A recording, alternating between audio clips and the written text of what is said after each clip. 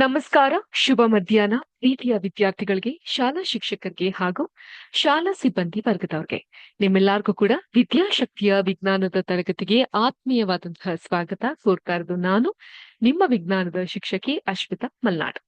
ಪ್ರಿಯ ವಿದ್ಯಾರ್ಥಿಗಳೇ, ನಿಮ್ಮೆಲ್ಲರಿಗೂ ಕೂಡ ಇವತ್ತಿನ ಸೆಷನ್, ಗುರುವಾರದ ಈ ಸೆಷನ್ ಅಲ್ಲಿ ನಾವು ಸುಮಾರಷ್ಟು ಆಕ್ಟಿವಿಟೀಸ್ ಅನ್ನ ಮಾಡ್ತಾ ಹೋಗೋಣ. ಓಕೆ, ಒನ್ ಬೈ ಒನ್ ನೋಡ್ತಾ ಹೋಗೋಣ. ಮೊದಲನೇದಾಗಿ ಇವತ್ತಿನ ಕ್ಲಾಸ್ನ ಅಜೆಂಡಾದಲ್ಲಿ ಲಾಸ್ಟ್ ಕ್ಲಾಸ್ ನಲ್ಲಿ ನಾನು ನಿಮ್ಗೊಂದು ಆಕ್ಟಿವಿಟಿ ಕೊಟ್ಟಿದ್ದೆ, ಟಾಸ್ಕ್ ಕೊಟ್ಟಿದ್ದೆ ಅಥವಾ ಹೋಮ್ವರ್ಕ್ ಕೊಟ್ಟಿದ್ದೆ. ನಮ್ ಹೋಮ್ವರ್ಕ್ ಡಿಕ್ಟೇಷನ್ಗೆ ಕನ್ನಡದಲ್ಲಿ ಏನ್ ಹೇಳ್ತಾರೆ ಅಂತ. ಸೊ ಗೊತ್ತಿದ್ಯಾ, ಡಿಕ್ಟೇಷನ್ ಅನ್ನುವಂತಹ ಪದಕ್ಕೆ ಕನ್ನಡದಲ್ಲಿ ಏನ್ ಹೇಳ್ತಾರೆ ಕನ್ನಡದಲ್ಲಿ? Very good. ಗೊತ್ತಿಲ್ದೇ ಇರೋರು ನೋಟ್ ಮಾಡ್ಕೊಳ್ಳಿ. ಕನ್ನಡದಲ್ಲಿ ಡಿಕ್ಟೇಷನ್ ಅಂದ್ರೆ ಉಕ್ತ ಲೇಖನ. ಏನ್ ಡಿಕ್ಟೇಷನ್ ಅಂದ್ರೆ? ಉಕ್ತ ಲೇಖನ. ಓಕೆನಾ? ಸೊ ಇವತ್ತಿನ ಕ್ಲಾಸ್ ನಲ್ಲಿ ಯಾವ ಉಕ್ತ ಲೇಖನವನ್ನ ನಾವು ಕಲಿತಾ ಇದೀವಿ? ನಾನ್ ನಿಮ್ಗೆ 5 ಪದಗಳನ್ನ ಕೊಡ್ತೀನಿ. 1, 2, 3, 4, 5. 5 ಪದಗಳನ್ನ ನೋಟ್ ಮಾಡ್ಕೊಬೇಕಾಗತ್ತೆ. ರೆಡಿನಾ ನೀವೆಲ್ಲರೂ? ಮೊನ್ನೆ ಟೆಸ್ಟ್ ಹೇಗ್ ಮಾಡಿದ್ರಿ ಎಲ್ಲರೂ? ಈಸಿ ಇತ್ತ ಪೇಪರು? ವಿಜ್ಞಾನ ಹೇಗ್ ಮಾಡಿದ್ರಿ? ಔಟ್ ಆಫ್ ಔಟಾ? ನೋಡೋಣ, ಚೆಕ್ ಮಾಡೋಣ ಹೇಗ್ ಮಾಡಿರ್ತಾರೆ ಮಕ್ಳು ಅಂತ. ಈಗ ಕ್ವಿಕ್ ಆಗಿ ಉಕ್ತ ಲೇಖನ ಅಂದ್ರೆ ಡಿಕ್ಟೇಷನ್ ಪದಗಳನ್ನ ಬರ್ತ್ಕೊಳ್ಳಿ. ಮೊದಲನೇ ಪದ ಸೂರ್ಯ. ಇವತ್ತು ಡಿಕ್ಟೇಷನ್ ಪದಗಳಿಗೂ ನಮ್ಮ ಕ್ಲಾಸ್ಗೂ ತುಂಬಾ ದೊಡ್ಡ ಸಂಬಂಧ ಇದೆ. ಓಕೆ, ಮೊದಲನೇ ಪದ ಸೂರ್ಯ. ನೋಟ್ ಮಾಡ್ಕೊಂಡ್ರಾ?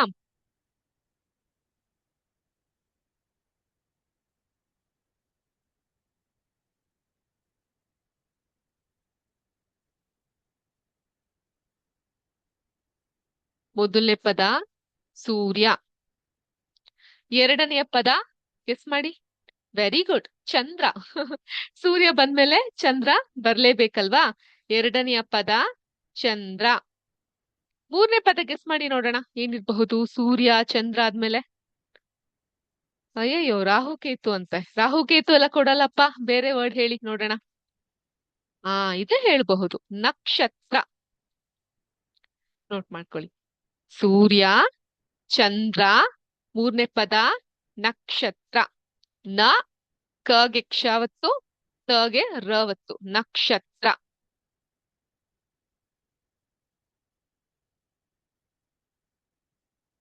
ನೆಕ್ಸ್ಟ್ ನಾಲ್ಕನೆಯ ಪದ.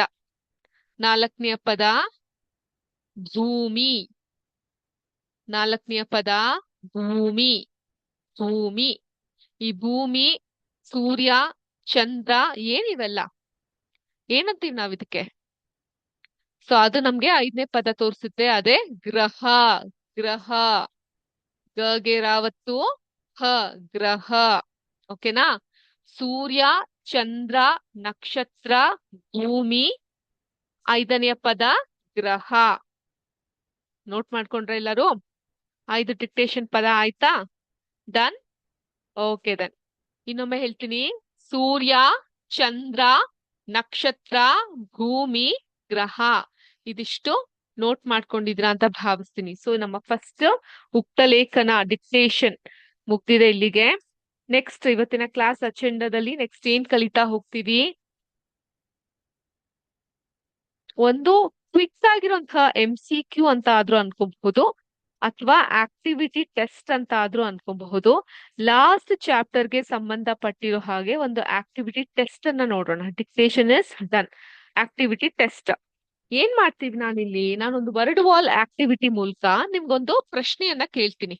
ಆ ಪ್ರಶ್ನೆಗೆ ಸೂಕ್ತವಾದಂತಹ ಉತ್ತರವನ್ನ ನೀವು ಆಯ್ಕೆ ಮಾಡ್ಬೇಕಾಗತ್ತೆ. ಓಕೆ, ಸರಿ. ರೆಡಿನಾ ಎಲ್ಲರೂ? ನಾನ್ ಬೇಗ ಸ್ಕ್ರೀನ್ ಅನ್ನ ಶೇರ್ ಮಾಡ್ತೀನಿ, ನೋಡ್ಕೊಳ್ಳಿ. ಕಾಣಿಸ್ತಾ ಇದೆಯಾ?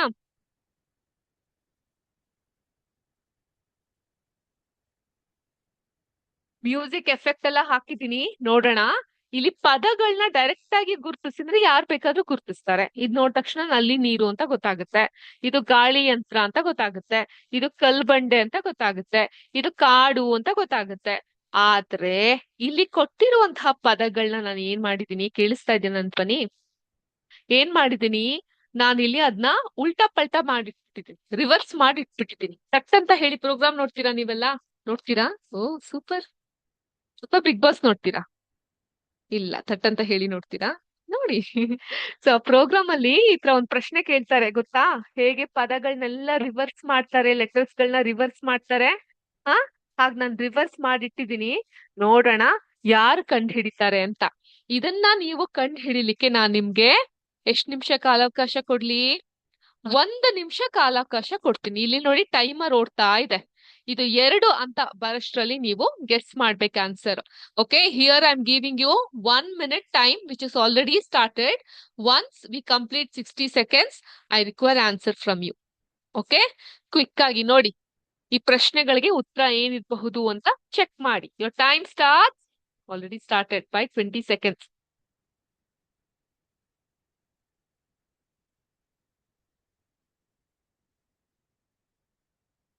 ಬಂಗಡೇಳು.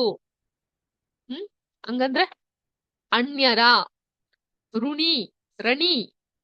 Okay, ಯಂಗಾಳಿತ್ರ.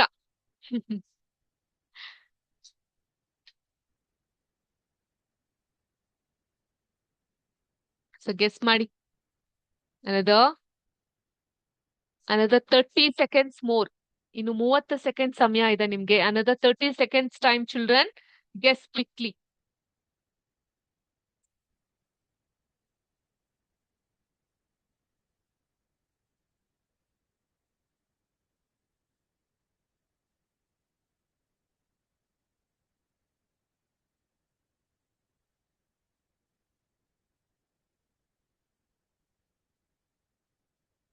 Time's up. Time's up. ಹೇಳಿ ಈಗ. ಏನಿದು ಬಂಗಡೇಳು? ಈಗ ಇದನ್ನ ನೋಡೋದ್ಕಿಂತ ಮುಂಚೆ ನಾನ್ ನಿಮ್ಗೆ ಆ ಪದಗಳನ್ನ ಇಲ್ಲಿ ಬರ್ಬಿಡ್ತೀನಿ, ಆಯ್ತಾ?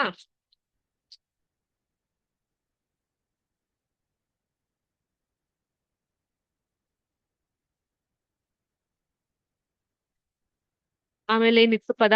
ಬಂಗಡೇಳು ಇತ್ತು ಒಂದು. ಆಮೇಲೆ ಏನಿತ್ತು? ಅಣ್ಯರ.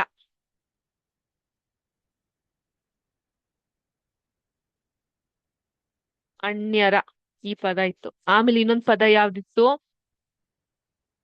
ಋಣಿ ಅಲ್ವಾ? ಆಮೇಲೆ ಇನ್ನೊಂದ್ ಪದ ಯಂಗಾಳಿತ್ರ ಅಂತ ಇತ್ತು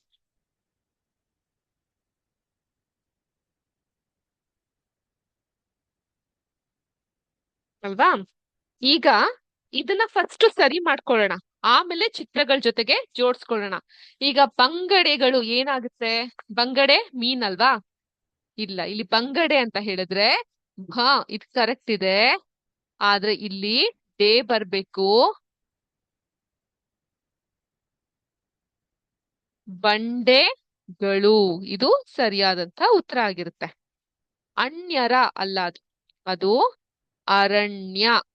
ಏನಾಗುತ್ತೆ? ಅರಣ್ಯ. ಓಕೆ, ನೆಕ್ಸ್ಟ್ ಋಣಿ ಅಲ್ಲ, ಅದು ಏನಾಗುತ್ತೆ? ನೀರು. ಓಕೆ, ಯಂಗಾಳಿತ್ರ ಅಲ್ಲ, ಗಾಳಿ. ಇಲ್ಲಿ ಬರೀತೀನಿ, ಕಾಣಿಸುತ್ತಾ? ಗಾಳಿ ಯಂತ್ರ. ಓಕೆ, ಸೊ ಇದು ಬಂಡೆಗಳು, ಬಂಗಡೆಗಳು ಅಂದ್ರೆ ಬಂಡೆಗಳು, ಅರಣ್ಯ, ನೀರು, ಗಾಳಿ ಯಂತ್ರ. ನೋಟ್ ಮಾಡ್ಕೊಂಡ್ರಾ? ಇವಾಗ ಚೆಕ್ ಮಾಡೋಣ ನಾವು. ಸ್ಕ್ರೀನ್ ಶೇರ್ ಮಾಡ್ತೀನಿ ಈಗ ನಿಮ್ಮ ಹತ್ರ. ಚೆಕ್ ಮಾಡಿ ಏನಿದೆ. ಬಂಗಡೆಗಳು ಅಂದ್ರೆ ಬಂಡೆಗಳು. ಇಲ್ಲಿ ಬಂಡೆಗಳು ಯಾವ್ದಿದೆ? ಇಲ್ಲಿ ಇದಾ ಇದಾ ಇದಾ ಇದಾ ಇದು ಅಲ್ವಾ? ಸೊ ಇದನ್ನ ಇಲ್ಲಿಗೆ ತಂದು ಇಡ್ತೀನಿ. Okay, next ಅಣ್ಯರ. ಅಣ್ಯರ ಅಂದ್ರೆ ಅರಣ್ಯ, ಕಾಡು, ಕಾನನ, ಅಡವಿ. ಓಕೆ, ನೆಕ್ಸ್ಟ್ ಏನಿದು? ಗಾಳಿ ಯಂತ್ರ. ಇಲ್ಲೆಲ್ಲಿದೆ ಗಾಳಿ ಯಂತ್ರ? ಇಲ್ಲಿದೆ ಅಲ್ವಾ ಗಾಳಿ ಯಂತ್ರ. ನೆಕ್ಸ್ಟ್ ಇದೇನಿದು? ಬರೀ ನೀರು ಅಂತ ಇದೆ ಮೇಡಮ್, ಆದ್ರೆ ಕೊಳಾಯಿ ನೀರಲ್ವಾ? ಪರವಾಗಿಲ್ಲ ಬಿಡಿ, ಕೊಳಾಯಿ ನೀರಾದ್ರೂ ನೀರೇ ಅಲ್ವಾ? ಸೊ ಇದು ನಮ್ಮ ಉತ್ತರ. ಇದು ಸರಿ ಇದೆಯಾ ಅಂತ ಚೆಕ್ ಮಾಡೋಣ. ಸಬ್ಮಿಟ್ ಮಾಡೋಣ ಆನ್ಸರ್ನ. ಸಬ್ಮಿಟ್ ಮಾಡ್ಬಿಟ್ವಿ. ಅಯ್ಯಯ್ಯೋ, ಎಲ್ಲ ತಪ್ಪು ತಪ್ಪು ಅಂತ ತೋರಿಸ್ತಾ ಇದೆಯಲ್ಲ. ಯಾಕೆ ತಪ್ಪು ಅಂತ ತೋರಿಸ್ತಾ ಇದೆ? ಬಿಕಾಸ್ ಅದು ಉಲ್ಟಂ ಪಲ್ಟದಲ್ಲೇ ಇದೆ, ಅದಕ್ಕೆ ಅದು ತಪ್ಪು ಅಂತ ತೋರಿಸ್ತಾ ಇದೆ. ಸೊ ಸರಿಯಾದಂತಹ ಉತ್ತರ ಏನು? ನಾವಿಲ್ಲಿ ಬರ್ದಿದ್ವಲ್ಲ, ಏನಿದು? ಬಂಡೆಗಳು, ನೀರು, ಅರಣ್ಯ, ಗಾಳಿ ಯಂತ್ರ. ಓಕೆ, ಸೊ ಈ ರೀತಿಯಾಗಿ ನೀವು ಮ್ಯಾಚ್ ಮಾಡ್ಬೇಕಾಗತ್ತೆ. Clear with this?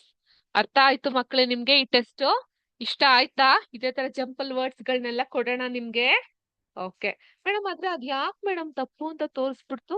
ಯಾಕೆ ಅಂತ ಹೇಳಿದ್ರೆ ನಾವು ಆ ವರ್ಡ್ ನ ಅಲ್ಲಿ ಸರಿ ಮಾಡಿಲ್ಲ, ಜಂಬಲ್ಡ್ ವರ್ಡ್ ಅಲ್ಲೇ ಇತ್ತು ಅಲ್ವಾ. ಈಗ ಬಂಡೆಗಳು ಅಂತ ಇರೋ ಕಡೆ ಹೀಗೆ ಬಂಡೆಗಳು ಅಂತ ಇರೋ ಕಡೆ ಏನಿತ್ತು? ಹಾ, ಬಂಗಡೇಳು ಇತ್ತು ಅಲ್ವಾ? ಇದು ತಪ್ಪಲ್ವಾ? ಸೊ ಅದಕ್ಕೋಸ್ಕರ ಇದನ್ನ ಕನ್ಸಿಡರ್ ಮಾಡಿದೆ. ಈ ಚೇಂಜ್ ಮಾಡಿದ ಫಾರ್ಮ್ಯಾಟ್ ಅಲ್ಲಿ ಇರ್ಲಿಲ್ಲ ಅಲ್ವಾ? ಸೊ ಇದು ಕರೆಕ್ಟ್ ಆಗಿರೋ ಫಾರ್ಮ್ಯಾಟ್ ಆಗುತ್ತೆ. Clear with this? ಅಂಡರ್ಸ್ಟ್ಯಾಂಡ್ ಆಯ್ತಾ ಎಲ್ಲರಿಗೂ? Okay, super. ಈಗ ನೆಕ್ಸ್ಟ್ ನೆಕ್ಸ್ಟ್ ನಾವೇನ್ ಕಲ್ತ್ಕೊಂತಿದೀವಿ? ನಾನ್ ನಿಮ್ಗೆ ಡಿಕ್ಟೇಷನ್ ಪದ ಕೊಟ್ಟಿದ್ದಾಯ್ತು, ಹೋದ್ ಕ್ಲಾಸಿನ ಹೋಮ್ ವರ್ಕ್ ಡಿಕ್ಟೇಷನ್ಗೆ ಕನ್ನಡದಲ್ಲಿ ಏನಂತಾರೆ ಅಂತ ನೋಡಿದ್ದಾಯ್ತು, multiple choice question activity test ನ ಸಹ ಕೊಟ್ಟಿದ್ದಾಯ್ತು. ಈಗ ನಾವು ಇಂಟ್ರೆಸ್ಟಿಂಗ್ ಫ್ಯಾಕ್ಟ್ ಅಬೌಟ್ ಸೈನ್ಸ್, ವಿಜ್ಞಾನದ ಕುತೂಹಲಕಾರಿಯಾದಂತಹ ವಿಷಯಗಳನ್ನ ತಿಳ್ಕೊಳ್ತಾ ಹೋಗೋಣ. ಸೊ ಏನಿದೆ ಇವತ್ತಿನ ಕ್ಲಾಸ್ ನಲ್ಲಿ ನಮ್ಗೆ ಆಸಕ್ತಿದಾಯಕವಾಗಿರುವಂತಹ ವಿಜ್ಞಾನದ ವಿಷಯ, ಅದನ್ನು ಕೂಡ ಒಂದು ವರ್ಡ್ ವಾಲ್ ಆಕ್ಟಿವಿಟಿ ಮೂಲಕ ನೋಡ್ತಾ ಹೋಗೋಣವಾ? ನಿಮ್ಮೆಲ್ಲರಿಗೂ ಅದು ತುಂಬಾ ಇಂಟ್ರೆಸ್ಟಿಂಗ್ ಅಂತ ಅನ್ಸ್ತಾ ಹೋಗುತ್ತೆ. ಆದ್ರೆ ಅದಕ್ಕಿಂತ ಮುಂಚೆ ಈ ಒಂದು interesting fact of science is dependent upon a beautiful new chapter, ಭೂಮಿಯಿಂದ ಆಚೆಗೆ. ಹಾ, ಹೇಳ್ತಿರಲ್ಲ, ಜಾಸ್ತಿ ಗಲಾಟೆ ಮಾಡಿದ್ರೆ ಕ್ಲಾಸ್ ಇಂದ ಆಚೆಗೆ ಹಾಕ್ಬಿಡ್ತೀನಿ ಅಂತೀವಲ್ಲ, ಅದೇ ತರ ಗಲಾಟೆ ಮಾಡಿದ್ರೆ ಭೂಮಿಯಿಂದ ಆಚೆಗೆ. ಗಲಾಟೆ ಮಾಡದೇ ಇದ್ರು ಕೂಡ 6ನೇ ಕ್ಲಾಸ್ ನಲ್ಲಿ ನಾವು ಬಹಳ ಕುತೂಹಲ ಭರಿತವಾಗಿ, ಕ್ಯೂರಿಯಸ್ ಆಗಿ ಭೂಮಿಯಿಂದ ಆಚೆಗೆ ಏನಿದೆ ಅದ್ರ ಬಗ್ಗೆ ತಿಳ್ಕೊಳ್ತಾ ಹೋಗೋಣ. ಸೊ ನಾವಿವತ್ತು ನೀವೆಲ್ಲ ಎಲ್ಲಿದ್ದೀರಾ? ಧಾರವಾಡದಲ್ಲಿ. ಲಡಾಖ್ ಹೋಗೋಣ? ಲಡಾಖ್ ಕಡೆಗೆ ಪಯಣ ಬೆಳ್ಸೋಣ? ರೆಡಿ ಇದ್ದೀರಾ ಎಲ್ಲಾರು? ಆದ್ರೆ ಲಡಾಖ್ ಹೋಗೋಕ್ಕಿಂತ ಮುಂಚೆ ನಾವೊಂದ್ ಸ್ವಲ್ಪ ಸ್ಪೇಸ್ ಕಡೆಗೆ ಹೋಗೋಣ. ಓಕೆನಾ? ಎಲ್ಲಿಗೆ ಹೋಗೋಣ? ಸ್ಪೇಸ್ ಕಡೆಗೆ ಹೋಗೋಣ. ಇವತ್ತಿನ ಕ್ಲಾಸ್ ನಲ್ಲಿ ಇಂಟ್ರೆಸ್ಟಿಂಗ್ ಫ್ಯಾಕ್ಟ್ ಆಫ್ ಸೈನ್ಸ್ ಅಲ್ಲಿ ನಾವು ನಕ್ಷತ್ರಗಳ ಬಗ್ಗೆ ಡಿಸ್ಕಸ್ ಮಾಡ್ತಾ ಹೋಗೋಣ. We will discuss about stars outside the space. ಯಾವ ನಕ್ಷತ್ರ? ನಕ್ಷತ್ರ ಅಂದ್ರೆ ಏನು? ಸ್ಟಾರ್. ನಮ್ಗೆ ಗೊತ್ತಿರೋದು ಒಂದೇ star, rocking star, challenging star, power star. ಹೌದಾ? ಇಲ್ಲ, ಅದಕ್ಕೂ ಮೀರಿದ ಒಂದು ಸ್ಟಾರ್ ಇದೆ, ನಕ್ಷತ್ರ ಇದೆ. ಅದ್ರ ಬಗ್ಗೆ ನಾವ್ ಇವತ್ತಿನ ಕ್ಲಾಸ್ ನಲ್ಲಿ ತಿಳ್ಕೊಂತ ಹೋಗೋಣ. Let me share my screen. ಎಲ್ಲಾರ್ಗೂ ಕಾಣಿಸ್ತಾ ಇದೆಯಾ? Okay, let us start. ನಕ್ಷತ್ರಗಳ ಬಗ್ಗೆ ಕೆಲವು ಆಸಕ್ತಿದಾಯಕ ಸಂಗತಿಗಳನ್ನ ತಿಳ್ಕೊಂತಾ ಹೋಗೋಣ.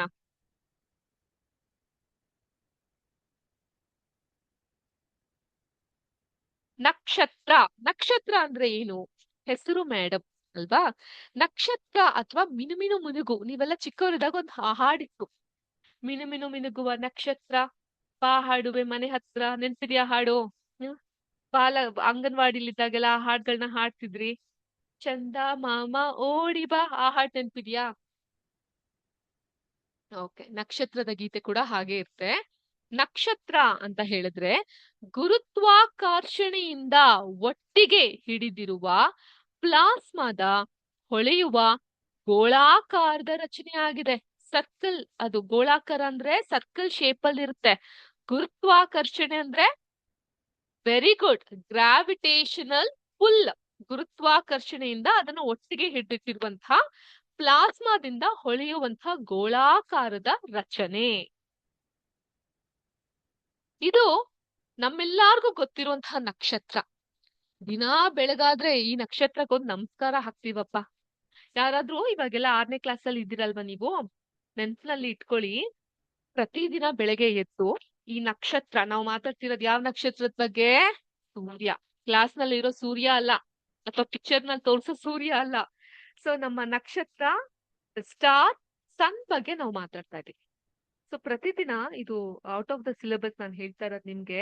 ಇದು ಬರೀ ಮಕ್ಕಳೇ ಅಲ್ಲ, ಶಿಕ್ಷಕರಾಗಿರ್ಬಹುದು, ಕೋಆರ್ಡಿನೇಟರ್ಸ್ ಗಳಾಗಿರ್ಬಹುದು, ಅಥವಾ ಯಾರೇ ಇವತ್ತು ಕ್ಲಾಸ್ ಅಟೆಂಡ್ ಮಾಡ್ತಾ ಇದ್ರು, ಯೂಟ್ಯೂಬ್ ಅಲ್ಲಿ ಕ್ಲಾಸ್ ನೋಡ್ತಾ ಇದ್ರು, ನಿಮ್ಗೂ ಕೂಡ ಅನ್ವಯ ಆಗುತ್ತೆ. ಪ್ರತಿದಿನ ಸೂರ್ಯನಿಗೆ ನಮಸ್ಕಾರ ಮಾಡುವುದು, ಸೂರ್ಯ ನಮಸ್ಕಾರ ಮಾಡುವಂತಹ ಯೋಗಾಭ್ಯಾಸವನ್ನ ಮಾಡುವಂಥದ್ದು. ಉದಯೇ ಬ್ರಹ್ಮ ರೂಪಸ್ಯ ಮಧ್ಯಹೇಂತು ಮಹೇಶ್ವರಃ ಅಸ್ತಮನೆ ಸ್ವಯಂ ವಿಷ್ಣು ತ್ರೈಮೂರ್ತಿ ದಿವಾಕರಃ. ಈ ಒಂದು ಶ್ಲೋಕವನ್ನ ಪಾರಾಯಣ ಮಾಡೋದು, ಭಾನುವಾರದ ಸಮಯದಲ್ಲಿ ಆದಿತ್ಯ ಹೃದಯ ಪಾರಾಯಣ ಮಾಡೋದು. ಸೊ ಇವೆಲ್ಲವೂ ಕೂಡ ನಮ್ಮ ಆರೋಗ್ಯಕರವಾದಂತಹ ದೃಷ್ಟಿಯಲ್ಲಿ ಮನಸ್ಥಿತಿಗೆ ಸಂಬಂಧಪಟ್ಟ ಹಾಗೆ ತುಂಬಾ ಉತ್ತಮವಾದಂತಹ ಅಂಶಗಳು. ಏನಿದು ವಿಜ್ಞಾನದ ಕ್ಲಾಸ್ ನಲ್ಲಿ ಇದ್ದೇವಾ ಅಥವಾ ಜ್ಯೋತಿಷ್ಯದ ಕ್ಲಾಸ್ ನಲ್ಲಿ ಇದ್ದೀವಾ ಅಂತ ಚಿಂತೆಗೀಡು ಮಾಡ್ಬೇಡಿ. ವಿಜ್ಞಾನದ ಶಿಕ್ಷಕಿಯಾಗಿ ಸೈಂಟಿಫಿಕ್ ಆಗಿ ಪ್ರೂವ್ ಆಗಿರುವಂತಹ ಫ್ಯಾಕ್ಟ್ ಇದು. ಸೊ ನಾವ್ ಯಾವಾಗ ಸೂರ್ಯನ ಆ ಒಂದು ಬೆಳಗಿನ ಜಾವದ ಶಾಖವನ್ನ ಮೈ ಮೇಲೆ ತೆಗೆದುಕೊಳ್ತೀವಿ, ನಮ್ಮ ದೇಹಕ್ಕೆ ವೈಟಮಿನ್ ಡಿ ಅನ್ನುವಂಥದ್ದು ಸಿಗ್ತಾ ಹೋಗುತ್ತೆ. ಅದೇ ತರ ಸೂರ್ಯನ ಬೆಳಕು ಕಿರಣಗಳು ನಮ್ಮ ಕಣ್ಣಿಗೆ ತುಂಬಾ ಒಳ್ಳೇದು. Okay, let's get back to the chapter. ಭೂಮಿಗೆ ಅತ್ಯಂತ ಹತ್ತಿರದ ನಕ್ಷತ್ರ ಅಂತ ಹೇಳಿದ್ರೆ ಸೂರ್ಯ, ನೇಸರ, ರವಿ ಅಲ್ವಾ. ರಾತ್ರಿಯಲ್ಲಿ ಕಾಣುವ ಇತರ ನಕ್ಷತ್ರಗಳು ನಮ್ಮಿಂದ ತುಂಬಾ ದೂರದಲ್ಲಿದೆ, ಅದಕ್ಕೆ ಅದ್ ರಾತ್ರಿ ಚಿಕ್ಕದಾಗಿ ಕಾಣುತ್ತೆ. ಆದ್ರೆ ಸೂರ್ಯ ನಮ್ಗೆ ತುಂಬಾ ಹತ್ರದಲ್ಲಿದ್ದಾನೆ, ಅದಕ್ಕೆ ಅವನು ಸ್ವಲ್ಪ ಸ್ವಲ್ಪ ದೊಡ್ಡದಾಗಿ ಒಂದ್ ಜ್ವಾಳದ ರೊಟ್ಟಿ ತರ ಕಾಣ್ತಾನೆ. ಹೌದಾ? ಸರಿ, ನೆಕ್ಸ್ಟ್. ಈಗ ನಕ್ಷತ್ರ ಪುಂಜಗಳು ಅಂತ ಹೇಳಿದ್ರೆ ಕಾನ್ಸ್ಟಲೇಷನ್ಸ್ ಅಂತ ಕರಿತೀವಿ ನಾವು ಅದನ್ನ ಇಂಗ್ಲಿಷ್ ನಲ್ಲಿ. ಈಗ ಸಾಮಾನ್ಯವಾಗಿ ರಾತ್ರಿ ಹೊತ್ತು ನಕ್ಷತ್ರ ನೋಡ್ತಾ ಕೂತಿದ್ದೀರಾ, ಅದಕ್ಕೆಲ್ಲ ಸಮಯ ಎಲ್ಲಿದೆ ಮೇಡಮ್, ನಾವು ಬಿಗ್ ಬಾಸ್ ನೋಡ್ತಿರ್ತೀವಿ ಅಲ್ವಾ. ಇಲ್ಲ ಅದಕ್ಕೆಲ್ಲ ಸಮಯ ಎಲ್ಲಿದೆ ಮೇಡಮ್, ನಾವು ಮೊಬೈಲ್ ಅಲ್ಲಿ ಗೇಮ್ಸ್ ಆಟ ಆಡ್ತಿರ್ತೀವಿ. ಹೌದಾ? ಇಲ್ಲ, ನಾವು ಒಳ್ಳೆ ಮಕ್ಳು ಮೇಡಮ್, ಸಮಯ ಸಿಕ್ಕಾಗ ಪ್ರಕೃತಿಯೊಂದಿಗೆ ನಾವು ಕೂಡ ಇರ್ತೀವಿ. ಸೊ ಹೀಗಿರ್ಬೇಕಾದ್ರೆ ನಕ್ಷತ್ರ ತುಂಬಿರುವಂತಹ ಆಕಾಶದಲ್ಲಿ ಆ ನಕ್ಷತ್ರಗಳನ್ನೆಲ್ಲ ಕೂಡ್ಸೋಂತಹ ಪ್ರಯತ್ನ ಮಾಡಿ. ಸುಂದರವಾಗಿರುವಂತಹ ಚಿತ್ರಗಳು ಮೂಡುತ್ತೆ. ಇಲ್ಲಿ ಕಾಣಿಸ್ತಾ ಇದೆಯಾ ನಿಮ್ಗೆ?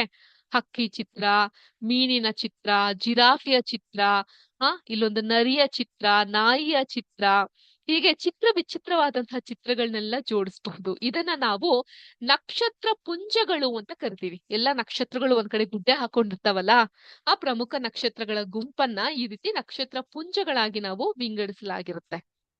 ನೆಕ್ಸ್ಟ್, ಸೂರ್ಯನ ಕ್ಷೀರಪಥದ ಕೇಂದ್ರದಿಂದ 25,000ರಿಂದ 28,000 ಜ್ಯೋತಿರ್ವರ್ಷಗಳ ದೂರದಲ್ಲಿ ಇದ್ದು ಸುಮಾರು 225 ಕೋಟಿ, ಮಿಲಿಯನ್ ಅಂದ್ರೆ ಕೋಟಿ ವರ್ಷಗಳಲ್ಲಿ ಒಂದು ಸುತ್ತು ಪೂರ್ಣಗೊಳಿಸ್ತಾನೆ.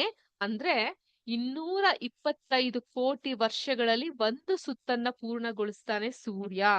ಆ ಒಂದು ಸುತ್ತನ್ನ ಪೂರ್ಣಗೊಳಿಸ್ತಾನೆ ತುಂಬಾ ನಿಧಾನವಾಗಿ ಹೋಗ್ತಾ ಇದ್ದಾನಲ್ಲ, 1 ಸೆಕೆಂಡಿಗೆ 217 ಕಿಲೋಮೀಟರ್ ವೇಗದಲ್ಲಿ ಸುತ್ತುತ್ತಾನೆ ಅಂತ ಅರ್ಥ. This is called as the life cycle of a sun. ಅರ್ಥ ಆಯ್ತಾ? ನೆಕ್ಸ್ಟ್, ಚಿನ್ನ ತುಂಬಾ ದುಬಾರಿ ಆದಂಥದ್ದು. ಯುರೇನಿಯಂ ನಂತಹ ಭಾರೀ ಅಂಶಗಳು ದೊಡ್ಡ ನಕ್ಷತ್ರಗಳ ಸ್ಫೋಟದಿಂದ ಬ್ಲಾಸ್ಟ್ ಆಗುತ್ತಲ್ಲ ನಕ್ಷತ್ರ, ಅದರಿಂದ ರೂಪುಗೊಂಡಿದ್ವು. ಸೂಪರ್ ನೋವಾ ಅಂತ ಕರಿತೀವಿ ನಕ್ಷತ್ರಗಳ ಸ್ಫೋಟಕ್ಕೆ, ಸೂಪರ್ ನೋವಾ. ಇದು ಸೌರಮಂಡಲದಲ್ಲಿ ಈ ಲೋಹಗಳ ಇರುವಿಕೆಯನ್ನ ವಿವರಿಸುತ್ತೆ. ಈ ಲೋಹಗಳು ನಾವೇನ್ ಕಾಣ್ತೀವಿ, ಯುರೇನಿಯಂ ಆಗಿರಬಹುದು, ಚಿನ್ನ ಆಗಿರಬಹುದು, ಇದೆಲ್ಲ ಸೂಪರ್ ನೋವಾ ಆಕ್ಟಿವಿಟಿ ಅಂತ, ಅಂದ್ರೆ ನಕ್ಷತ್ರದ ಸ್ಫೋಟದಿಂದ ರೂಪುಗೊಂಡಂತವು ಆಗಿದ್ವು. ಕೊನೆಯದಾಗಿ ಸೂರ್ಯ ನಮಗೆ ಹತ್ರ ಇರುವಂತಹ ನಕ್ಷತ್ರ. ಈ ಸೂರ್ಯನ ಬೆಳಕು ಭೂಮಿಯ ಮೇಲಿನ ಶಕ್ತಿಯ ಮುಖ್ಯ ಮೂಲವಾಗಿದೆ. ನಾನು ಯಾವಾಗ್ಲೂ ಹೇಳ್ತಾ ಇರ್ತೀನಿ, ಇದು ದ್ಯುತಿಸಂಶ್ಲೇಷಣೆ ಅಂದ್ರೆ ಫೋಟೋಸಿಂಥಸಿಸ್ ಮತ್ತು ಸೌರ ಕೋಶಗಳ ಮೂಲಕ ಶಕ್ತಿಯಾಗಿ ಪರಿವರ್ತನೆಯಾಗುತ್ತೆ. ಇವತ್ತು ಮೇಡಮ್ ನಿಮ್ ಹತ್ರ ಮಾತಾಡ್ತಾ ಇದ್ದೀನಿ, ನನ್ನ ಧ್ವನಿಯಲ್ಲಿ ಒಂದು ಶಕ್ತಿ ಇದೆ, ಒಂದು ಚೇತನ ಇದೆ ಅಂದ್ರೆ ಅದಕ್ಕೆ ಕಾರಣ ಯಾರು? ಸೂರ್ಯ ಭಗವಾನ್ ಅಲ್ವಾ. ಅದೇ ರೀತಿ ಹೂ ಅರಳಿಕ್ಕೆ, ಹಣ್ಣಾಗ್ಲಿಕ್ಕೆ, ನಾವು ಊಟವನ್ನ ಮಾಡ್ಲಿಕ್ಕೆ, ಪ್ರತಿಯೊಬ್ಬರಲ್ಲೂ ಶಕ್ತಿಯನ್ನ ನೀಡ್ಲಿಕ್ಕೆ ಕಾರಣಕರ್ತ ಸೂರ್ಯ. ಆದ್ರಿಂದಾನೇ ಆತನನ್ನ ಪ್ರಾಣೇಶ ಅಂತ ಕರಿತೀವಿ, ಪ್ರಾಣವನ್ನ ನೀಡುವಂತಹ ಈಶ. ಅರ್ಥ ಆಯ್ತಾ? ಸೊ ಆದ್ರಿಂದ ನಮ್ಗೆ ಹತ್ತಿರ ಇರುವಂತಹ ಸೂರ್ಯ ಅನ್ನುವಂತಹ ನಕ್ಷತ್ರ ಇಷ್ಟೆಲ್ಲ ವಿಷಯಗಳನ್ನ ತನ್ನಲ್ಲಿ ಒಳಗೊಂಡಿದ್ದಾನೆ.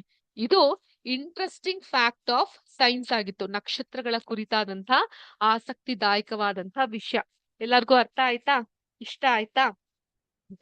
ಈಗ ನಮ್ಮ ಪಾಠದ ಕಡೆಗೆ ಗಮನ ಹರಿಸ್ತಾ ಹೋಗೋಣ. ನಮ್ಮ ಪಾಠಕ್ಕೂ ನಕ್ಷತ್ರಕ್ಕೂ ತುಂಬಾ ಒಳ್ಳೆಯ ಸಂಬಂಧ ಇದೆ. ಯಾಕಂದ್ರೆ ಇವತ್ತಿನ ಕ್ಲಾಸ್ನಲ್ಲಿ ನಾನು ನಿಮ್ಗೆ ಮಾಡ್ಲಿಕ್ಕೆ ಹೊರಟಿರೋದೆ ನಕ್ಷತ್ರಗಳ ಕುರಿತು, ಸೌರಮಂಡಲದ ಕುರಿತು ನಿಮ್ಗೆ ಬಹಳಷ್ಟು ಆಸಕ್ತಿದಾಯಕವಾಗಿರುವಂತಹ ವಿಷಯವನ್ನ ತಲುಪಿಸುವಂತಹ ಪ್ರಯತ್ನವನ್ನ ಮಾಡ್ತಾ ಇದ್ದೀವಿ.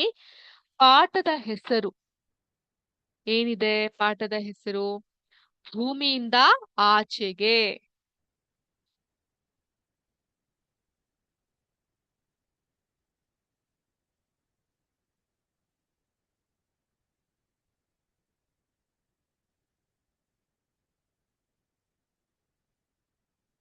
ಭೂಮಿಯಿಂದ ಆಚೆಗೆ.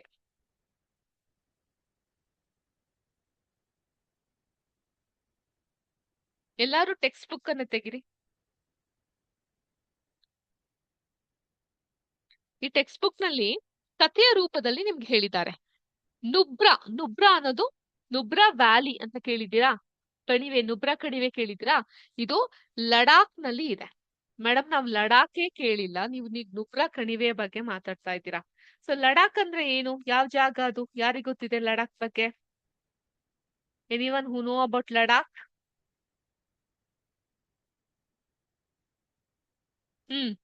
ಎಲ್ಲಿದೆ ಲಡಾಖ್?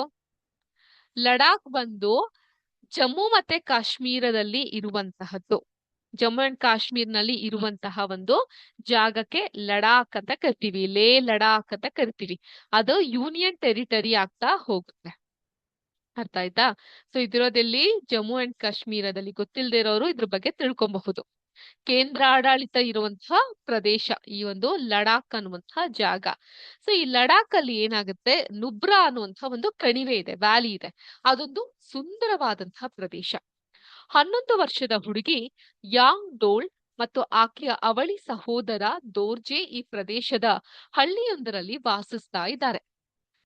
ತಮ್ಮ ಸುತ್ತಮುತ್ತಲಿನ ಪ್ರದೇಶಗಳಾದ ಭವ್ಯವಾದ ಪರ್ವತ ಶಿಖರಗಳು ಮತ್ತು ಹಿಮನದಿಗಳನ್ನು ಅವರು ಇಷ್ಟಪಡ್ತಾರೆ. ಪರ್ವತ ಶಿಖರಗಳು ಅಂದ್ರೆ ದೊಡ್ಡದಾದಂತಹ ಬೆಟ್ಟಗಳ ಸಾಲು. ಆದ್ರೆ ಎಲ್ಲಕ್ಕಿಂತ ಅವರಿಗೆ ಸಾವಿರಾರು ನಕ್ಷತ್ರಗಳಿಂದ ಪ್ರಕಾಶಿಸುವ ರಾತ್ರಿಯ ಆಕಾಶ ನೆಚ್ಚಿನದಾಗಿದೆ. ಸೊ ಈ ಚಿತ್ರದಲ್ಲಿ ಕಾಣಬಹುದು ರಾತ್ರಿಯ ಆಕಾಶ ಎಷ್ಟು ಸುಂದರವಾಗಿ ಕಾಣಿಸ್ತಾ ಇದೆ ಅಲ್ಲಿ ಅಂತ ಅಂದ್ಬಿಟ್ಟು. ನುಬ್ರಾದಲ್ಲಿ ಬಹುತೇಕ ಮೋಡ ರಹಿತ ಹವಾಮಾನ ಇರುತ್ತೆ. ಅಂದ್ರೆ ಯಾವುದೇ ರೀತಿ ಮೋಡ ಇರೋದಿಲ್ಲ. ಬ್ರೈಟ್ ಸ್ಕೈ ಅಂತೀವಲ್ಲ, ಆ ರೀತಿಯಾಗಿ ಇರುತ್ತೆ. ಗಾಳಿ ಮತ್ತು ಬೆಳಕಿನ ಮಾಲಿನ್ಯಗಳಿಲ್ಲದ ರಾತ್ರಿಯ ಆಕಾಶವು ತುಂಬಾ ಸ್ಪಷ್ಟವಾಗಿ ಗೋಚರಿಸಿರುತ್ತೆ.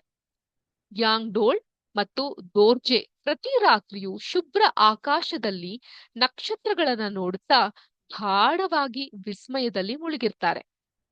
ನಾವ್ ಚಿಕ್ಕವರಿದ್ದಾಗ ನಿಮ್ ಹಾಗೆ ನಮ್ಗೆ ಈ ಟಿವಿ ಮೊಬೈಲ್ ಇವುಗಳ ಹಾವಳಿ ಇರ್ತಿರ್ಲಿಲ್ಲ.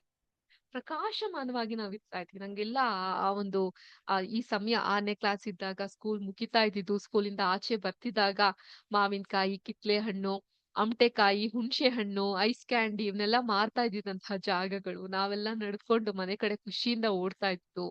ಬಂದ ತಕ್ಷಣ ಹೋಮ್ ವರ್ಕ್ ಎಲ್ಲ ಏನು ಉಸಿರು ಕಟ್ಕೊಂಡೆಲ್ಲ ಬರ್ದು ಮುಗಿಸಿ ಆದ್ಮೇಲೆ ಬೀದಿಗೆ ಇಳಿತಾ ಇದ್ದಿದ್ದು, ಮಕ್ಳೆಲ್ಲ ಆಟ ಆಡ್ತಾ ಇದ್ದಿದ್ದು, ರಾತ್ರಿ ಆಗ್ತಿರೋದ್ನೇ ಕಾಯ್ತಿದ್ದಿದ್ದು, ಮಹಡಿ ಹತ್ತುತ್ತಾ ಇದ್ದಿದ್ದು, ನಕ್ಷತ್ರಗಳನ್ನ ನೋಡ್ತಾ ಇದ್ದಿದ್ದು, ಇವೆಲ್ಲ ಕಣ್ಣಿಗೆ ಕಟ್ಟದಂಗಿದೆ. ಬಟ್ ಈಗಿನ ಮಕ್ಕಳಿಗೆ ಪಾಪ ಅಷ್ಟೊಂದೆಲ್ಲ ಸಮಯಾವಕಾಶನೇ ಇರೋದಿಲ್ಲ. ಯಾಕಂದ್ರೆ ನಮ್ಮ ಎಲ್ಲಾ ಸಮಯವನ್ನ ಮೊಬೈಲ್ ಅನ್ನುವಂತಹ ಒಂದು ಚಿಕ್ಕದಾಗಿರುವಂತಹ ಪುಟ್ಟದಾಗಿರುವಂತಹ ಎಕ್ವಿಪ್ಮೆಂಟ್ ನುಂಗಿ ಹಾಕ್ತಾ ಇದೆ ಅಂತ ಹೇಳ್ಬಹುದು. ಆದ್ರೆ ಮಕ್ಕಳೇ, ವಿದ್ಯಾಶಕ್ತಿಯ ಪರವಾಗಿ ನಾನ್ ನಿಮ್ ಹತ್ರ ಮಾಡುವಂತಹ ಕಣಕಳಿಯ ಮನವಿ ಏನು ಅಂತ ಹೇಳಿದ್ರೆ, ಸಮಯ ಸಿಕ್ಕಾಗ ದಯವಿಟ್ಟು ಸ್ವಲ್ಪ ಆಚೆ ಪ್ರಪಂಚಕ್ಕೆ ಬನ್ನಿ. ಆಗಸ, ಆಕಾಶ, ತಿಳಿಯಾದಂತಹ ಬಾನು, ಮರ, ಗಿಡ, ಪರಿಸರ, ಇರುವೆ ಯಾವ ರೀತಿ ಚಲಿಸುತ್ತೆ, ಹುಳುಗಳು ಯಾವ ರೀತಿ ಇರ್ತವೆ, ನಮ್ಮ ಸುತ್ತಮುತ್ತ ಇರುವಂತಹ ಪ್ರಾಣಿಗಳು ಯಾವ ರೀತಿ ಇರ್ತವೆ, ಇದಕ್ಕೆ ತಾನೇ ನಮ್ಮ ಟೆಕ್ಸ್ಟ್ ಬುಕ್ ಅನ್ನ ಡಿಸೈನ್ ಮಾಡಿರೋದು. ಏನಂತ ಹೇಳ್ತಾ ಇರೋದು? ನಮ್ಮ ಟೆಕ್ಸ್ಟ್ ಬುಕ್ ಹೆಸರೇನು? ಕುತೂಹಲ ಅಂದ್ರೆ ಕ್ಯೂರಿಯಾಸಿಟಿ. ಆ ಕ್ಯೂರಿಯಾಸಿಟಿ ಅನ್ನೋದು ನಿಮ್ಮಲ್ಲಿ ಬಿಲ್ಡ್ ಆಗ್ಬೇಕು.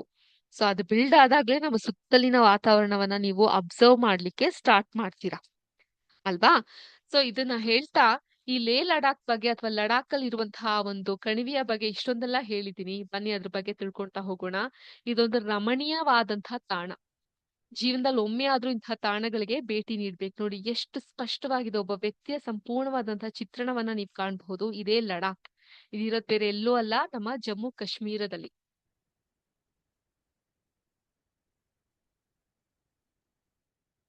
ಚೆನ್ನಾಗ್ ಓದಿ, ಬುದ್ಧಿವಂತರಾಗಿ, ವಿದ್ಯಾವಂತರಾಗಿ, ಒಳ್ಳೆ ಕೆಲ್ಸಕ್ ಹೋಗಿ, ಕೆಲ್ಸ ಸಿಕ್ಕಿದ್ಮೇಲೆ ದುಡ್ನೆಲ್ಲ ಜೋಪಾನ್ವಾಗಿ ಕೂಡಿಟ್ಕೊಂಡು ಇಂತಹ ಜಾಗಗಳನ್ನ ವಿಸಿಟ್ ಮಾಡಿ. ಯಾವಾಗ್ಲೂ ಅದಕ್ಕೆ ಹೇಳೋದು, ಕೋಶ ಓದು, ದೇಶ ಸುತ್ತು, ಕೋಶ ಓದು. ದೇಶವನ್ನ ಚೆನ್ನಾಗಿ ಸುತ್ತಾಡಿ, ಕೋಶವನ್ನ ಓದಿ. ಕೋಶ ನಿಮ್ಗೆ ಬೇರೆ ಯಾವ್ದೋ ಲೋಕಕ್ಕೆ ಕರ್ಕೊಂಡು ಹೋದ್ರೆ ದೇಶ ಅನುಭವದ ಬುದ್ಧಿಯನ್ನೇ ನಿಮ್ಮ ಮೇಲೆ ಹೊರಿಸುತ್ತೆ.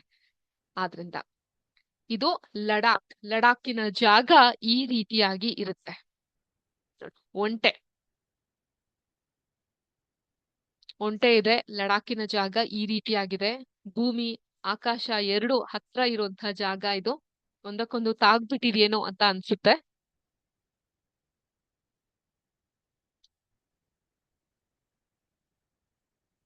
ಇಂತಹ ರಮಣೀಯ ತಾಣದಲ್ಲಿ ಇತರ ಮರಳುಗಾಡನ್ನ ಕೂಡ ನೀವು ಕಾಣ್ತಾ ಹೋಗಬಹುದು.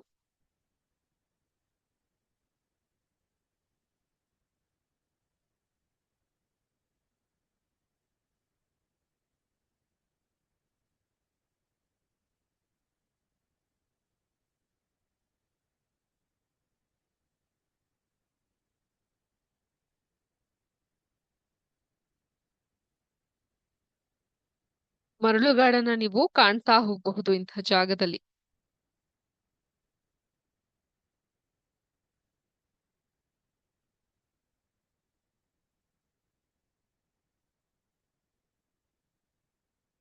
ನೋಡಿದ್ರಾ ಎಷ್ಟ್ ಚೆನ್ನಾಗಿದೆ ಅಂತ? ಮುಂದೆ ಇನ್ನೊಂದು ಇಮೇಜ್ ಅನ್ನ ತೋರಿಸ್ತೀನಿ. ಮನೆಗಳು ನೋಡಿ ಈ ರೀತಿಯಾಗಿ ಕಾಣಬಹುದು. ಚಿಕ್ಕ ಚಿಕ್ಕದಾಗಿರುವಂತಹ ಮನೆಗಳನ್ನ ಕಟ್ಕೊಂಡಿರ್ತಾರೆ ಲಡಾಖ್ ಭೂಮಿಯಲ್ಲಿ.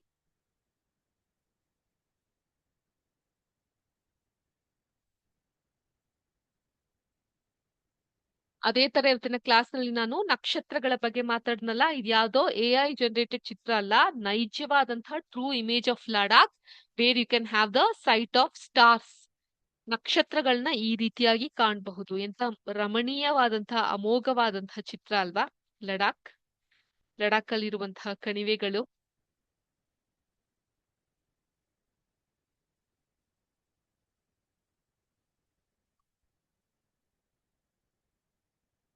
ಇದು ನುಬ್ರದಲ್ಲಿ ಕಾಣುವಂತಹ ಮೋಡರಹಿತ ವಾತಾವರಣದಲ್ಲಿ ಕಾಣುವಂತಹ ಆಕಾಶ, ಶುಭ್ರವಾದಂತಹ ಆಕಾಶದಲ್ಲಿ ನಕ್ಷತ್ರ. ಈ ನಕ್ಷತ್ರಗಳನ್ನ ನೋಡ್ತಾ ಗಾಢವಾಗಿ ವಿಸ್ಮಯದಲ್ಲಿ ಮುಳುಗಬಹುದು. ಮನಸ್ಸಿಗೆ ಪ್ರಕಾಶಮಾನವಾದಂತಹ ಒಂದು ಶಾಂತಿಯನ್ನ ಇದು ತಂದ್ಕೊಡುತ್ತೆ. ಬೇಕಂದ್ರೆ ಇವತ್ತಿನಿಂದಾನೇ ಟ್ರೈ ಮಾಡಬಹುದು ನೀವು ಸಹ. ಓಕೆ, ಸೊ ನೆಕ್ಸ್ಟ್ ಕ್ಲಾಸ್ ಇರೋದು ನಮ್ಗೆ ಸೋಮವಾರ. ಆದ್ರೆ ಅದಕ್ಕಿಂತ ಮುಂಚೆ ಈ ಕ್ಲಾಸ್ ಎಕ್ಸ್ಟೆಂಡೆಡ್ ಆಗಿ ಇರುತ್ತೆ. ಇನ್ನೊಂದು 1/4 ಗಂಟೆ ಎಕ್ಸ್ಟ್ರಾ ತೆಕ್ಕೊಂತೀನಿ, ಆಗಬಹುದಾ with your permission? Thank you. So ಈ ತರ ಇರುತ್ತೆ ನಕ್ಷತ್ರಗಳು. ಸೊ ಚಿಕ್ಕಂದಿನಿಂದಲೂ ಯಾಂಗೂಳ್ ಮತ್ತು ದೋರ್ಜೆ ತಮ್ಮ ಹಿರಿಯರಿಂದ ನಕ್ಷತ್ರಗಳ ಬಗ್ಗೆ ಆಸಕ್ತಿದಾಯಕ ಕಥೆಗಳನ್ನ ಕೇಳುತ್ತಲೇ ಇದ್ರು. ಸೊ ಟೆಕ್ಸ್ಟ್ ಬುಕ್ ನ ಮತ್ತೊಮ್ಮೆ ತೆಗಿರಿ.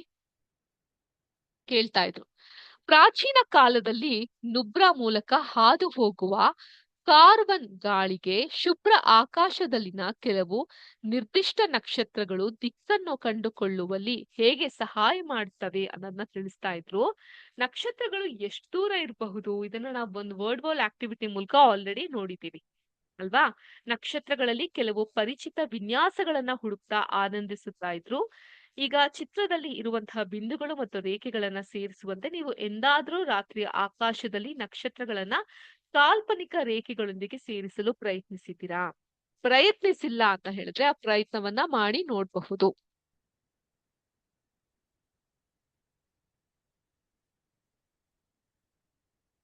ಮೋಡ ಇರದ ಆಕಾಶದಲ್ಲಿ ಈ ರೀತಿ ಪ್ರಯತ್ನವನ್ನ ಮಾಡಿ. ಉದಾಹರಣೆಗೆ ಇವುಗಳು ನಕ್ಷತ್ರ ಆಗಿದ್ರೆ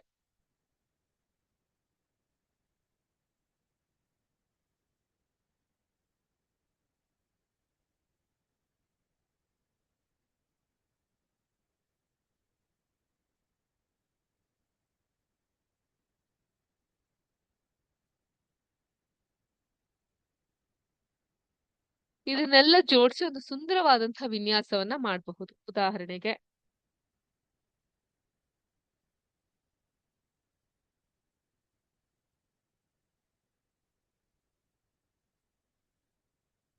ಯಾವ ರೀತಿ ಕಾಣುತ್ತೆ? ಹೂವಿನ ಆಕಾರದಲ್ಲಿ ಕಾಣುತ್ತೆ ಅಲ್ವಾ? ನಾ ಆಗ್ಲೇ ತೋರಿಸ್ತಾ ಇದ್ದೆ. ಪ್ರಾಣಿಗಳನ್ನ, ಆಕಾರಗಳನ್ನ, ಮೀನನ್ನ, ರೆಕ್ಕೆಗಳನ್ನ ಈ ರೀತಿಯಾಗಿ ನೀವು ಜೋಡಿಸ್ಕೊಳ್ತಾ ಹೋಗಬಹುದು. ಅದಕ್ಕೆ ಸುಂದರವಾದಂತಹ ಆಕಾರವನ್ನ ನಿಮ್ಮ ಇಮ್ಯಾಜಿನೇಷನ್, ಕಾಲ್ಪನಿಕ ಲೋಕದಲ್ಲಿ ನೀವು ನೀಡ್ತಾ ಹೋಗಬಹುದು. ಯಾವುದಕ್ಕೆ? ನಕ್ಷತ್ರಗಳಿಗೆ. ಸೊ ಒಂದು ಚಟುವಟಿಕೆಯನ್ನ ಹೇಳಿದ್ದಾರೆ ಟೆಕ್ಸ್ಟ್ ಬುಕ್ ಅಲ್ಲಿ. ಚಟುವಟಿಕೆ 12.1 12.1 ಪೇಜ್ ನಂಬರ್ 170. ಸೊ ಏನ್ ಮಾಡ್ಬೇಕು? ರಾತ್ರಿಯ ಆಕಾಶದ ಒಂದು ಭಾಗದಲ್ಲಿರುವ ಪ್ರಕಾಶಮಾನವಾದಂತಹ ನಕ್ಷತ್ರಗಳನ್ನ ನೋಡ್ತಾ ಇದೆ ಚಿತ್ರದಲ್ಲಿ ನೀವು. ಅದನ್ನ ಎಚ್ಚರಿಕೆಯಿಂದ ಗಮನಿಸಿ ಅವುಗಳಿಂದ ಉಂಟಾಗಬಹುದಾದಂತಹ ಒಂದು ವಿನ್ಯಾಸವನ್ನ ಕಲ್ಪಿಸ್ಕೊಳ್ಳಿ. ನಾನು ಒಂದು ಬೋರ್ಡ್ ಮೇಲೆ ಬರ್ದಿದ್ದೀನಿ. ನಕ್ಷತ್ರಗಳನ್ನ ಸೇರಿಸುವ ರೇಖೆಯನ್ನ ಎಳೆದು ಒಂದು ವಿನ್ಯಾಸವನ್ನ ರೂಪಿಸಿ, ನೀವು ಬಿಡಿಸಿದ ವಿನ್ಯಾಸದಿಂದ ಒಂದು ಪ್ರಾಣಿ ಅಥವಾ ಕಾಯ ಆಬ್ಜೆಕ್ಟ್ ಅನ್ನ ಕಲ್ಪಿಸ್ಕೊಳ್ಳಿ. ವಿನ್ಯಾಸದ ಬಳಿ ಅದರ ಹೆಸರನ್ನ ಬರೆಯಿರಿ. ಮೇಲಿನ ಹಂತಗಳನ್ನ ಪುನರ್ವರ್ತಿಸಿ ರಿಪೀಟ್ ಮಾಡಿ ಮತ್ತು ಇನ್ನಷ್ಟು ವಿನ್ಯಾಸಗಳನ್ನ ರೂಪಿಸ್ತಾ ಬನ್ನಿ. ಈಗ ನಿಮ್ಮ ವಿನ್ಯಾಸಗಳ ಬಗ್ಗೆ ಆಸಕ್ತಿದಾಯಕ ಕಥೆಯೊಂದನ್ನ ಬರೆಯಿರಿ. ಈಗ ನಿಮ್ಮ ಟೆಕ್ಸ್ಟ್ ಬುಕ್ ನಲ್ಲಿ ಒಂದು ವಿನ್ಯಾಸವನ್ನ ಕೊಟ್ಟಿದ್ದಾರೆ ಅಲ್ವಾ? They have given us a image in the text book. So ಈ ಇಮೇಜ್ ಅನ್ನೇ ನೀವು ಜೋಡಿಸಬಹುದು. ಇದ್ರಲ್ಲಿ ಒಂದು ಪ್ರಾಣಿಯನ್ನ ನೀವು ತಯಾರಿಸಬಹುದು. ಪ್ರಾಣಿಯನ್ನ ಒಂದು ಮೊಲವನ್ನ ಮಾಡಬಹುದು ಇದ್ರ ಮೂಲಕ. ಸೊ ಒಂದು ಪ್ರಾಣಿಯನ್ನ ನೀವು ತಯಾರಿಸಬಹುದು. ಅದ್ರ ಬಗ್ಗೆ ಒಂದು ಕಥೆಯನ್ನ ನೀವು ಸೃಷ್ಟಿ ಮಾಡ್ಕೊಂಡು ಹೇಳ್ಬಹುದು, ಬೇರೆಯವ್ರಿಗೂ ಹೇಳ್ಬಹುದು. ಇದೊಂದು ರೀತಿ ವಿನೋದಮಯವಾದಂತಹ ಒಂದು ಗೇಮ್ ಆದಂಗೆ ಇರುತ್ತೆ ಅಲ್ವಾ? ವೆಲ್, ಸೊ ಇದೀಗ ನಕ್ಷತ್ರಗಳನ್ನ ಯಾವ ರೀತಿ ನಾವು ಜೋಡಿಸಬಹುದು, ಕ್ಲಸ್ಟರ್ ಮಾಡಬಹುದು ಅನ್ನೋ ರೀತಿ ಇದ್ರೆ, ನೆಕ್ಸ್ಟ್ ನಾ ಆಗ್ಲೇ ಹೇಳ್ದ್ನಲ್ಲ, group of series of stars, ಅದನ್ನ ನಾವೇನಂತ ಕರಿತೀವಿ? ನಕ್ಷತ್ರ ಪುಂಜಗಳು. ಸೊ ಈಗ ನಕ್ಷತ್ರಗಳು ಮತ್ತು ನಕ್ಷತ್ರ ಪುಂಜಗಳ ಬಗ್ಗೆ ತಿಳ್ಕೊಂತಾ ಹೋಗೋಣ.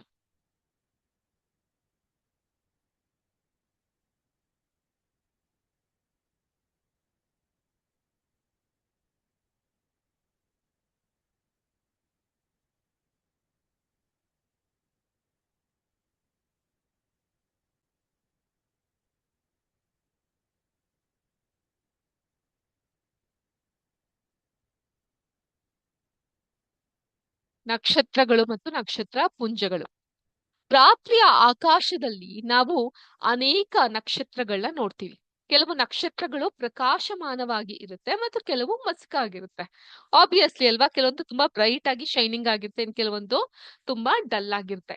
ನಕ್ಷತ್ರಗಳು ತಮ್ಮದೇ ಸ್ವಂತ ಬೆಳಕಿನಿಂದ ಹೊಳೆಯುತ್ತೆ. ಕೆಲವು ನಕ್ಷತ್ರ ಗುಂಪುಗಳು ಪರಿಚಿತ ಕಾಯಗಳ ಆಕಾರದ ವಿನ್ಯಾಸವನ್ನ ರೂಪಿಸುತ್ತೆ. ಒಂದು ಹಕ್ಕಿ ಕಾಣಬಹುದು ಅಥವಾ ಇನ್ನೊಂದು ಯಾವ್ದೋ ಕಾಯವನ್ನ ನೋಡಬಹುದು. ರಾತ್ರಿಯ ಆಕಾಶದಲ್ಲಿ ನಕ್ಷತ್ರಗಳನ್ನ ನೋಡುವುದು ನಮ್ಮ ಪೂರ್ವಜರ ನೆಚ್ಚಿನ ಕಾಲಕ್ಷೇಪವಾಗಿತ್ತು. ಈಗ ಕಾಲಕ್ಷೇಪ ಅಂದ್ರೆ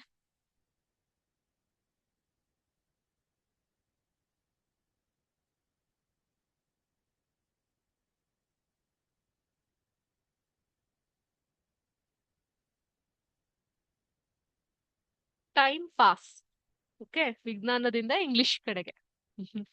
ಸೊ ಕಾಲಕ್ಷೇಪ ಅಂದ್ರೆ ಟೈಮ್ ಪಾಸ್ ಅಂತ ಅರ್ಥ. ಸೊ ಹಿಂದಿನ ಕಾಲದಲ್ಲಿ ನಮ್ಮ ಪೂರ್ವಜರು ಏನ್ ಮಾಡ್ತಾ ಇದ್ರು? ನಕ್ಷತ್ರಗಳನ್ನ ನೋಡ್ತಾ ಕುತ್ಕೊಂಡು ತಮ್ಮ ಸಮಯವನ್ನ ಆ ಕಡೆಗೆ ನೀಡ್ತಾ ಇದ್ರು. ಅವರು ಈ ನಕ್ಷತ್ರದ ವಿನ್ಯಾಸಗಳನ್ನ ಪ್ರಾಣಿಗಳು, ಕಾಯಿಗಳು ಅಥವಾ ಕಥೆಗಳಲ್ಲಿನ ಪಾತ್ರಗಳೊಂದಿಗೆ ಗುರುತಿಸ್ತಾ ಇದ್ರು. ಅನೇಕ ಸಂಸ್ಕೃತಿಗಳು ತಮ್ಮದೇ ಆದ ಕಥೆಗಳ ಆಧಾರದ ಮೇಲೆ ಈ ವಿನ್ಯಾಸಗಳಿಗೆ ಹೆಸರುಗಳನ್ನ ಕೊಟ್ಟಿದ್ವು. ಈ ಕಾಲ್ಪನಿಕ ಆಕಾರಗಳು ಆಕಾಶದಲ್ಲಿನ ನಕ್ಷತ್ರಗಳನ್ನ ಗುರುತಿಸಲು ಅವರಿಗೆ ಸಹಾಯ ಮಾಡುತ್ತೆ. ಸೊ ಈಗ ನಮ್ಮ ಒಂದು ಹಿಂದೂ ಶಾಸ್ತ್ರದಲ್ಲೂ ಕೂಡ ಈ ನಕ್ಷತ್ರಗಳ ಬಗ್ಗೆ ಒಂದು ವಿಶೇಷವಾಗಿ ಇರುತ್ತೆ ಮಾತುಗಳು. ಸೊ ಒಂದು ನೆಕ್ಸ್ಟ್ ಕ್ಲಾಸ್ ನಲ್ಲಿ ನೀವು ಬರೋಷ್ಟ್ರಲ್ಲಿ ಒಂದು 5 ನಕ್ಷತ್ರಗಳ ಹೆಸರನ್ನಾದ್ರೂ ನೀವು ತಿಳ್ಕೊಂಡ್ ಬರ್ತೀರಿ.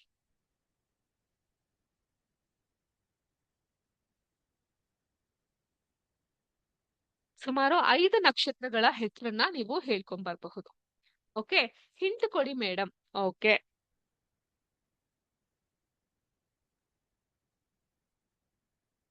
ಶ್ರವಣ,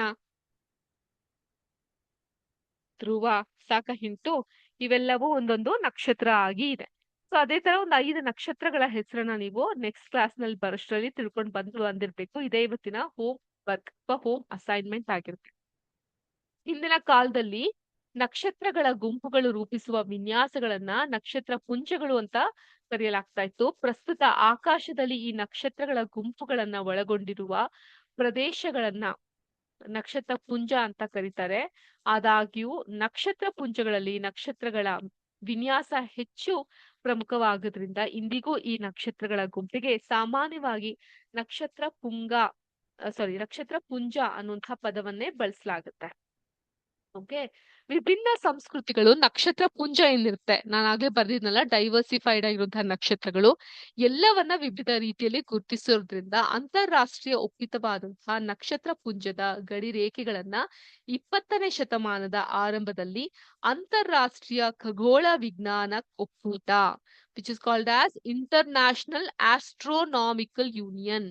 ಸೊ ಆಸ್ಟ್ರೋನಾಟ್ ಅಥವಾ ಆಸ್ಟ್ರೋ ಅನ್ನೋದು ಬರೀ ಜ್ಯೋತಿಷ್ಯ ಹೇಳುವಂತಹ ಶಾಸ್ತ್ರ ಮಾತ್ರ ಅಲ್ಲ, ಆಸ್ಟ್ರಾನಮಿಯಲ್ಲಾಗೂ ಕೂಡ, ಅಂದ್ರೆ ಖಗೋಳ ವಿಜ್ಞಾನವನ್ನ ಅದನ್ನ ಆಸ್ಟ್ರೋನಮಿ ಅಂತ ಕರಿತೀವಿ.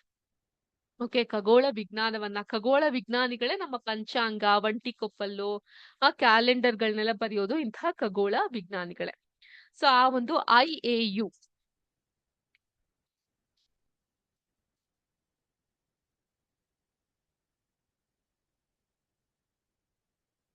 ಐಎಯು ಅಂದ್ರೆ ಇಂಟರ್ನ್ಯಾಷನಲ್ ಆಸ್ಟ್ರೋನಾಮಿಕಲ್ ಯೂನಿಯನ್ ಅಂತ.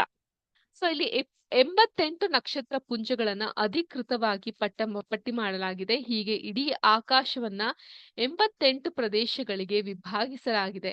ಆಕಾಶದ ಈ ಪ್ರದೇಶಗಳನ್ನ ಈಗ ನಕ್ಷತ್ರ ಪುಂಜಗಳು ಎಂದು ವ್ಯಾಖ್ಯಾನಿಸಲಾಗಿದೆ. ಸೊ ಹಿಂದೆ ಆಕಾಶದ ಪ್ರದೇಶ ಹಾಗೆ ಬಿಟ್ಟಿದ್ರು, ಈಗ ಅದನ್ನ ನಕ್ಷತ್ರ ಪುಂಜ ಅಂತ ಅದನ್ನ ವಿಂಗಡಿಸಲಾಗಿದೆ. ಸೊ ಕೆಲವು ನಕ್ಷತ್ರ ಪುಂಜಗಳು ನಿಮ್ಗೆ ಚಿತ್ರ 12.1 ತೋರಿಸಿರೋ ಹಾಗೆ, ಒಂದ್ ನಿಮಿಷ ಇರಿ, ಸ್ಕ್ರೀನ್ ಅನ್ನ ಶೇರ್ ಮಾಡ್ತೀನಿ.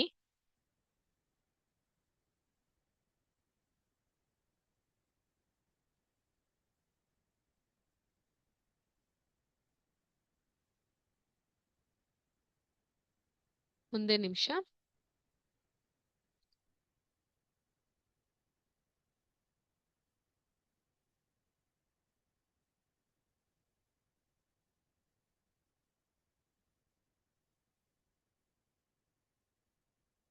ಸೊ ಕಾಣಿಸ್ತಾ ಇದೆಯಾ ಈ ನಕ್ಷತ್ರ ಪುಂಜಗಳು? ಕ್ಯಾನಿಸ್ ಮೇಜರ್, ಸಿರಿಯಸ್, ಓರಿಯನ್, ವೃಷಭ, ಈ ರೀತಿಯಾಗಿ ವಿಶೇಷವಾದಂತಹ ಹೆಸರುಗಳನ್ನ ಇಟ್ಕೊಂಡಿರೋದನ್ನ ಕೂಡ ನಾವು ಕಾಣಿಸಬಹುದು. ಕೆಂಪು ರೇಖೆಗಳು ನಕ್ಷತ್ರಗಳ ವಿನ್ಯಾಸಗಳನ್ನ ಸೂಚಿಸಿದ್ರೆ, ಹಸಿರು ರೇಖೆ ಆಕಾಶದ ಪ್ರದೇಶಗಳನ್ನ ಸೂಚಿಸುತ್ತದೆ. ಆಕಾಶದಲ್ಲಿ ಯಾವುದೇ ರೇಖೆಗಳು ಕಂಡು ಬರೋದಿಲ್ಲ, ಆದರೂ ಅವುಗಳನ್ನು ಸುಲಭವಾಗಿ ಗುರುತಿಸಲು ಸಲುವಾಗಿ ಎಳೆಯಲಾಗಿದೆ. ಓಕೆ, ಸೊ ಈ ರೀತಿಯಾದಂತಹ ಪಿಕ್ಚರ್ಗಳನ್ನ ನೀವು ನೋಡ್ತಾ ಹೋಗಬಹುದು.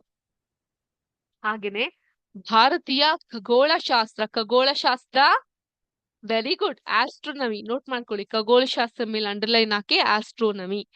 ಓಕೆ, ಭಾರತೀಯ ಖಗೋಳಶಾಸ್ತ್ರದಲ್ಲಿ ನಕ್ಷತ್ರ ಎಂಬ ಪದವನ್ನ ಆರ್ದ್ರ ಅಂದ್ರೆ ಓರಿಯನ್ ನಕ್ಷತ್ರ ಪುಂಜದಲ್ಲಿರುವ ಬಿಟ್ಟಲ್ ಗೀಸ್ ಎಂಬ ಹೆಸರಿನ ನಕ್ಷತ್ರದಂತಹ ನಿರ್ದಿಷ್ಟ ನಕ್ಷತ್ರ ಅಥವಾ ಕೃತಿಕ ಅಂದ್ರೆ ವೃಷಭ ರಾಶಿಯಲ್ಲಿರುವ ಪಿಯಡೆಸ್ ಎಂದು ಕರೆಯಲಾಗುವ ನಕ್ಷತ್ರದಂತಹ ನಕ್ಷತ್ರಗಳ ಗುಂಪುಗಳಿಗೆ ಬಳಸ್ತಾರೆ.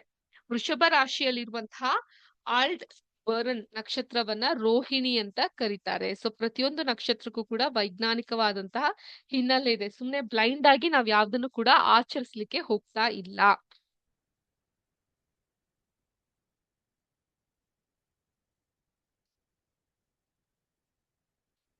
ಈಗ ನಕ್ಷತ್ರಗಳ ಬಗ್ಗೆ ನಾವು ತಿಳ್ಕೊಂಡಿದ್ದಾಯ್ತು.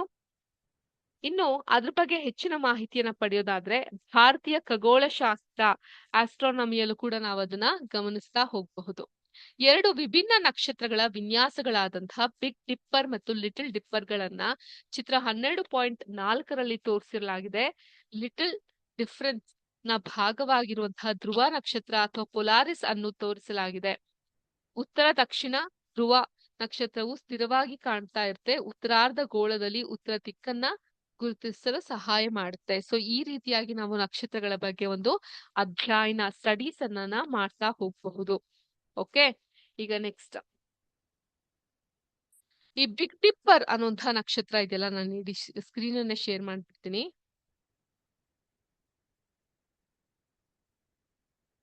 ಈ ಬಿಗ್ ಡಿಪ್ಪರ್ ಅಥವಾ ಲಿಟಲ್ ಡಿಪ್ಪರ್ ಉರ್ಸಾ ಮೈನರ್ ನಕ್ಷತ್ರ ಪುಂಜದಲ್ಲಿದೆ. ಭಾರತದಲ್ಲಿ ಬಿಗ್ ಡಿಪ್ಪರ್ ಅನ್ನ ಸಪ್ತರ್ಷಿ ಮಂಡಲ ಅಂತ ಕರೆಯಲಾಗುತ್ತೆ. We call the big dipper as Saptarshi Mandala ಅಂತ. ಪೋಲಾರಿಸ್ ಅನ್ನು ಧ್ರುವ ನಕ್ಷತ್ರ ಅಂತ ಕಾಣುತ್ತೆ. ಪೋಲಾರಿಸ್ ಪೋಲಾರ್ ಸ್ಟಾರ್ ಅಂತ, ಅದನ್ನ ಪೋಲಾರಿಸ್ ಅಂತ ಕರಿತೀವಿ ನಾವು.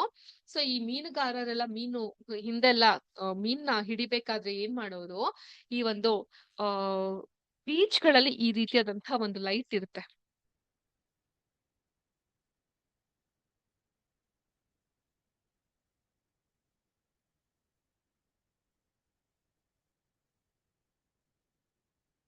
ಇಲ್ಲಿ ಸಮಯವನ್ನ ತೋರಿಸ್ತಾ ಇರುತ್ತೆ. ಸೊ ಅಂತಹದ್ದು ಇಲ್ಲದೆ ಇರುವಂತಹ ಪಕ್ಷದಲ್ಲೂ ಕೂಡ ಈ ಒಂದು ಸೂರ್ಯನ ಬೆಳಕು ಅಥವಾ ಏನಿದೆ ಕ್ಷಮೆ ಇರ್ಲಿ, ನಕ್ಷತ್ರ ಏನಿದೆ ಅದ್ರ ಮೂಲಕ ಕೂಡ ನಾವು ಸಮಯವನ್ನ ಕಂಡುಹಿಡಿಲಿಕ್ಕೆ ಸಾಧ್ಯ ಆಗ್ತಾ ಬರುತ್ತೆ. ಸೊ ಅದೇ ರೀತಿ ಬಿಗ್ ಡಿಪ್ಪರ್ ಉರ್ಸಾ ಮೇಜರ್ ನಕ್ಷತ್ರ ಪುಂಜದಲ್ಲಿ, ಲಿಟಲ್ ಡಿಪ್ಪರ್ ಉರ್ಸಾ ಮೈನರ್ ನಕ್ಷತ್ರ ಪುಂಜದಲ್ಲಿದೆ.